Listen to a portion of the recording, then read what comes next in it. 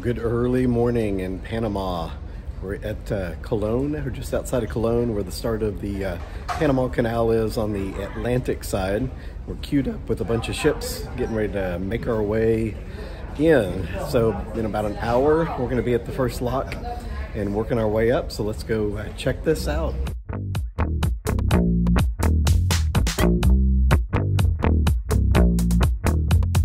Tamara, are you checking it out? Yeah, it's amazing. It's crazy. Early in the morning, all these guys lined up ready to go in. It is, yeah. There's like ships everywhere. I was here like, on an airplane about 2.5 months ago, and there were like just ships waiting and waiting and waiting to get in. I mean, and you can see them all now. I think the canal has had a drought, so it's there's a big queue and a big line. They're at about maybe, I don't know, half the traffic or a third of the traffic that they were at before. So anyway, it's all in there, like everywhere here. The ship is up at 8 a.m. to watch the transit through the canal. We can feel the excitement on the bow and on the balconies. After passing the breakwater, we head towards the Atlantic Bridge. It's the third of 3 major bridges across the canal, completed in 2019.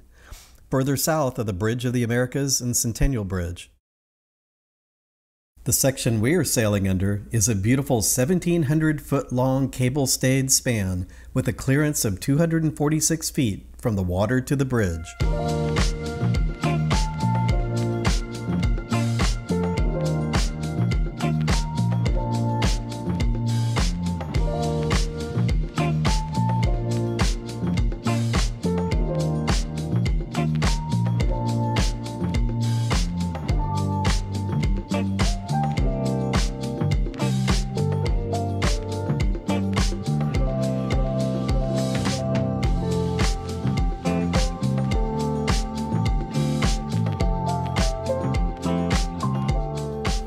As we get closer to the entrance to the Panama Canal, an expert joins us on board to narrate our experience throughout the day. Over the shipboard intercom system, it's a little fuzzy, so I'll share with you a few of the things we learned from him. There are 2 parallel sets of locks. We take the older section built in 1912. A giant Princess cruise ship takes the newer section built in 2016. There's also an even older channel. The French started to build a canal that was at sea level, and the start of it is just right over here behind me. Construction of the French Canal began in 1881, but was abandoned by 1889. The sea level canal proved impractical at the time. It was difficult to dig through 360-foot high mountains. There were constant floods. Rivers drained into the canal and had to be rerouted, and about 20,000 people died of tropical disease. The United States started construction again in 1904 after purchasing the canal concession. It was a messy transfer. Panama was part of Colombia at the time, but the Colombian Senate would not approve U.S. ownership. A Panamanian revolt ensued with support of President Roosevelt, and the country of Panama was born, which then granted rights to the Panama Canal Zone to the United States. U.S. engineers canceled the sea level canal and settled on a system of lakes and locks, solving the many problems of excavation, river drainage, and flooding. The completed canal consisted of 2 lakes, 4 dams, and 6 locks, and opened in 1914.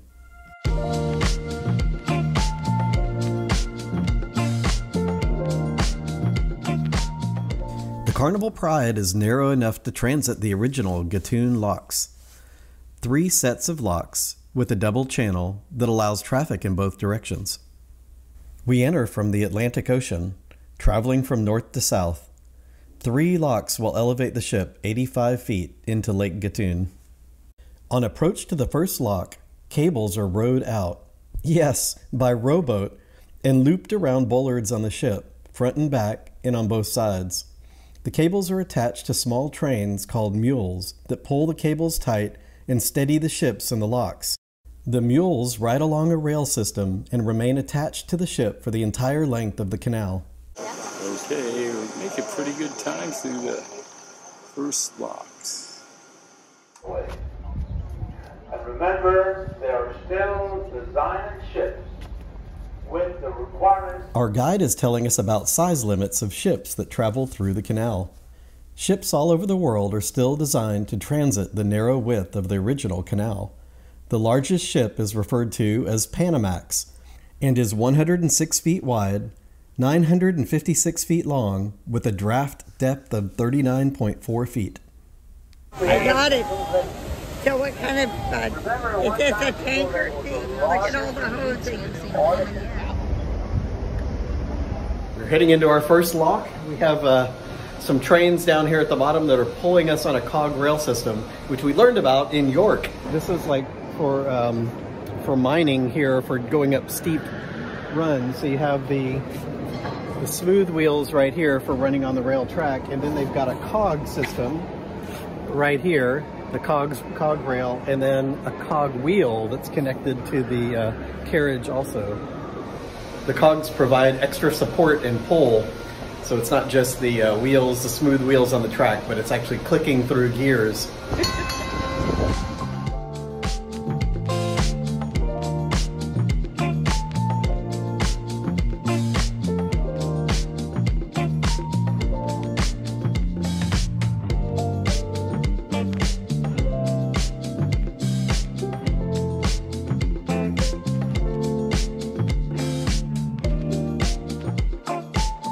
It's 85 feet in elevation gain from the Atlantic up to Lake Gatun, so each of the 3 locks raises the ship about 30 feet.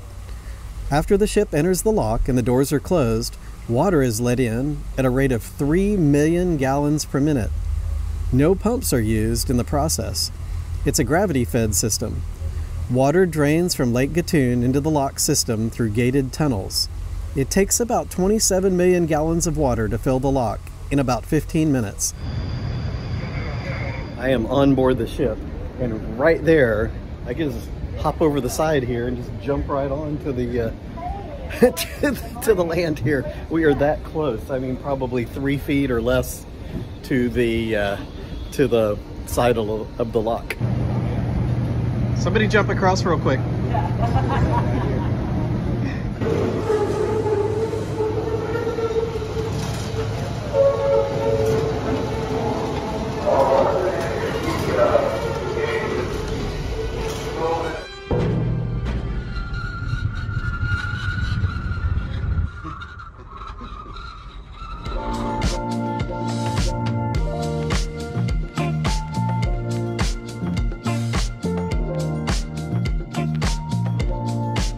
We've got these little trains on both sides that are tied onto the ship with ropes. There's 2 up in the front and at least 1 in the back, maybe a couple in the back, but I think they're on both sides of the ship and keeping us centered in the middle of the canal, which is super skinny in between here. Mules are constantly in motion, running on 2 sets of rails on each side of the ship. One track allows the mules to move along with and steady the ship all the way through the locks. The other track allows the trains to return to the beginning and connect to the next ship.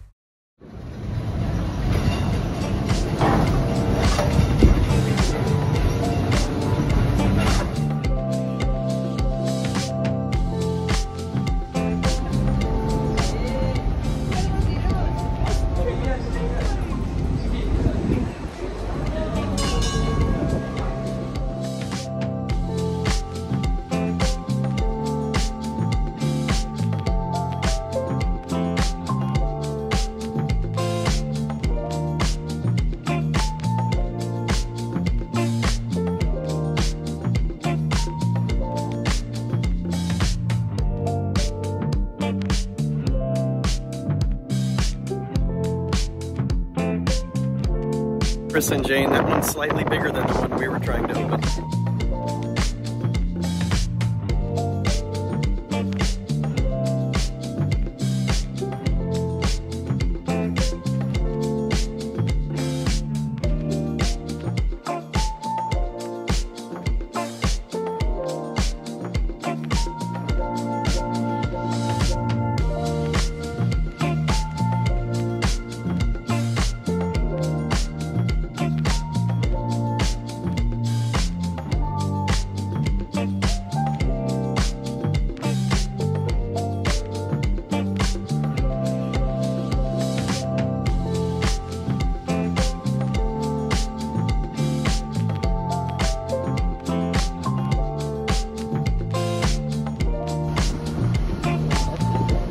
carrying the windlass.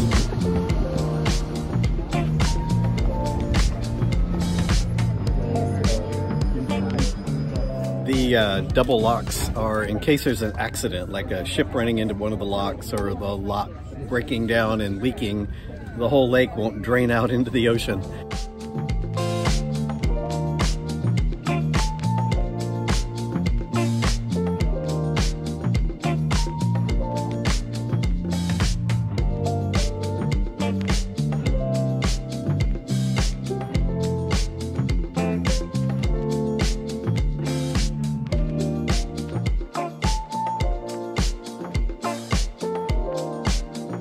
Looks like the tugboat's gonna help us come out.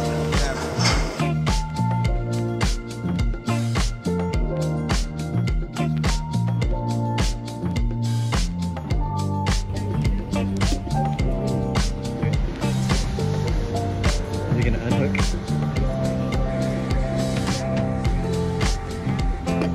We're in the lake. All right, we are hanging out in Gatun Lake, one of the waypoints on the Panama Canal after you hit 3 locks from the Atlantic side.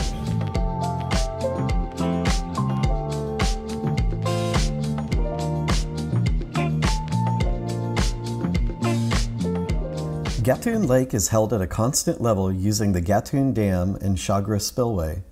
The spillway allows water to bypass the canal and flow directly into the Atlantic Ocean.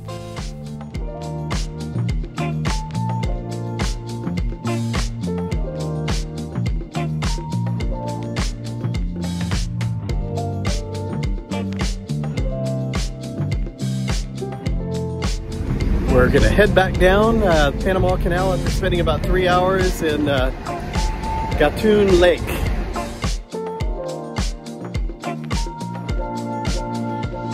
Princess Cruise Line ship is heading in the new lock. We're heading in the old locks and heading back down to the Atlantic side.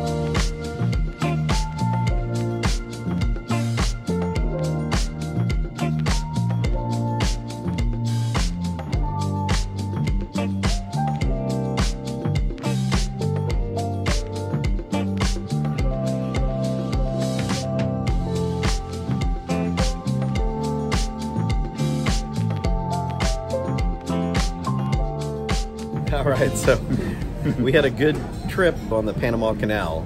Yes. That was pretty cool. Have you ever done that before? No. That was the first time. So You? no, that was the first time I'd flown over it before, but never actually made it onto the canal. So this is pretty fantastic. Right, even below the equator.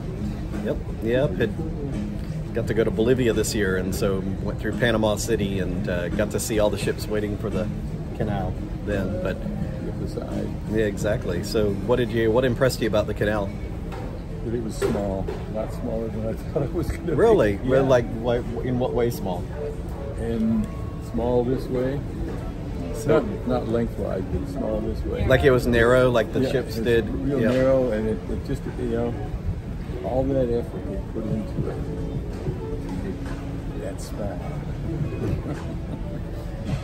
To dig out all that. I didn't realize there were only 3 locks to get up and 3 locks to get down, and that's it. So it's like 80 feet. I thought it was like, 30 locks up, 30 locks down type of thing. The thing I couldn't understand was that Lake Gatun is at 85 feet above sea level, and the locks are 20.5 feet for each one, so you're looking at what, 61.5 feet. So you're doing the math and the math doing didn't the work? math, doing the math on it, and it doesn't add up. So, and yet it still works somehow. yeah, it works, right. It's been working for quite a while. Yeah, that's something else. Cool. Yeah, we were only like there at one point. It felt like we were only like 2 or 3 feet from the sides of the lock I while took we were a going picture through. of it, and it was like that. But you know, when you're on the 9th level, then I guess everything looks a little smaller. Yeah, that's true. We went down to the 3rd level and we were right even with the locks. It still was narrow. It looked super narrow, like there wasn't any room. I could have jumped off the boat and into Panama. Of course, I probably would have got arrested, but I mean, it was that close. You could have just popped off. Yeah. But very cool. Would you do it again? No. You wouldn't? Maybe the other side. Would you recommend people go Yes, and see it? everybody should do it. Okay. Everybody should do that just to see, because it's so important. It was so important to the United States during World War II, and you know, for commerce, it's extremely important. But it's amazing to see how many tons of ships go through there every year. Yeah, it's fantastic. crazy. Yeah, we were looking at, I think, you know, for just a normal tiny boat, it was, you know, I don't know, $2,000 to $10,000, something like that. But for a giant loaded Panamax ship, it was like $600,000 to $1 million to transit through there. So that's a lot. That's crazy. Well, we're paying for it. Yeah, exactly. Whatever good comes through there, Well, we're paying for it. we might be saving for it. You know, the ship's not having to go around the South America to get around. It's got to save. Maybe it saves them over that much with time and fuel and people and all that on the ship. But yep, very cool. A neat experience.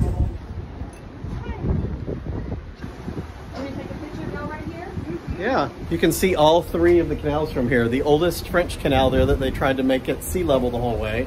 Then the first canal, and then the brand new canal. This is 1912. 1912, so 104 years later.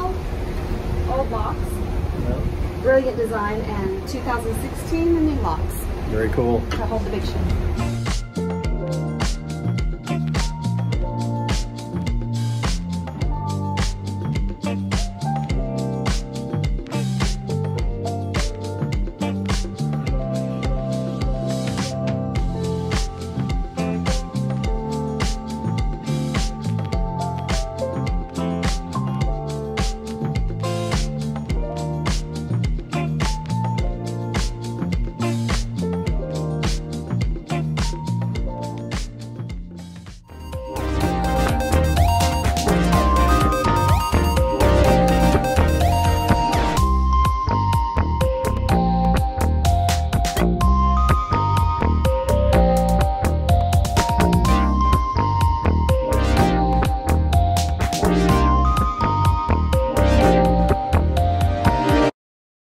If you're enjoying cool videos from places like the Panama Canal, hit that thumbs up button and subscribe.